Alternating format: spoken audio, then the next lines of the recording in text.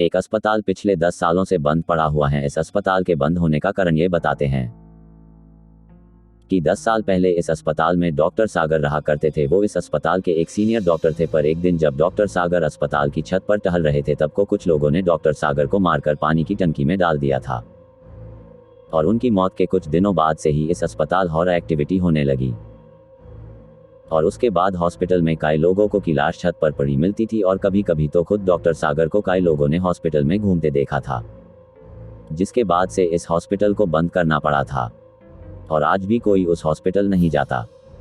सूरज और अखिलेश आज ही इस हॉस्पिटल के बगल वाले होटल में रहने को आई थे।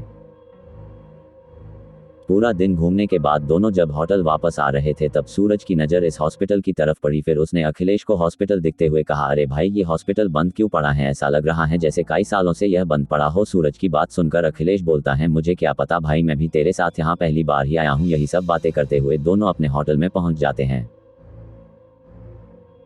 और फिर वहां पहुंचते ही सूरज होटल के एक आदमी से पूछता है, अरे भैया वो होटल के बगल वाला हॉस्पिटल बंद क्यों पड़ा है? सूरज की बात सुनकर वो आदमी बोलता है, क्योंकि भैया वो एक भूतिया हॉस्पिटल है, इस वजह से। उस आदमी की बात सुनकर फिर सूरज बोलता है, अरे भाई जी मजाक मत करो और कुछ सही में पता हो तो बताओ। सूरज की ऐसी बातें सुनकर वो आदमी इस बार थोड़ा दांत पीसते हुए बोलता है, अगर मेरी बातों पर विश्वास नहीं तो खुद ही जाकर देख लो। इतना बोलकर वो आदमी वहां से चला जाता है। उसके जाते ही अखिलेश सूरज से बोलता है, अरे तू भी कहाँ इस पागल की बातों में आ रहा है? पर सूरज तो जैसे अब उस हॉस्पिटल में जाने का मन बना बैठा था,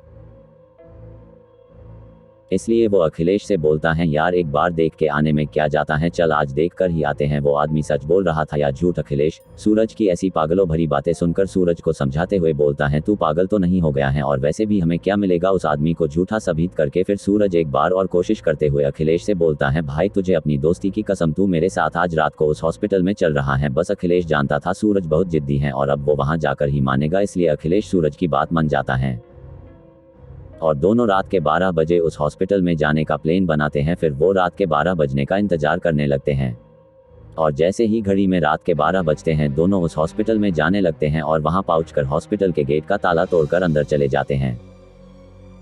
अंदर जाने के बाद दोनों एक एक कर हॉस्पिटल में हर जगह देखने लगते हैं कि कुछ तो भूतिया हो, पर उन्हें सिवाय धूल के वहां कुछ नहीं देखता। अभी अखिलेश सूरज से बोलता है, भाई मुझे तो इस हॉस्पिटल में कुछ भी भूतिया जैसा नहीं दिख रहा, चल यार अब होटल चलते हैं, फालतू का टाइम वेस्ट कर रहे हैं हम। वहां सूरज के पास उसकी बातों का कुछ जवाब नहीं था, इसलिए वो भी बोलता है, चल यार मुझे भी लगता है वहां ऐसा कुछ नहीं है। इतना बोलकर दोनों बाहर जाने लगते हैं। तभी उनके पीछे से किसी की आवाज आती, कौन हो तुम लोग? आवाज सुनकर जैसे ही सूरज और अखिलेश अपने पीछे को मुड़े तो उनके होश उड़ गए और उनकी रगों में बहता खून जम सा गया, क्योंकि उन दोनों ने देखा उनके सामने एक बड़ा ही भयानक सा आदमी खड़ा था। क्योंकि उस आदमी सर कटा हुआ था और उसने अपने सर को हाथों में पकड़ रखा था।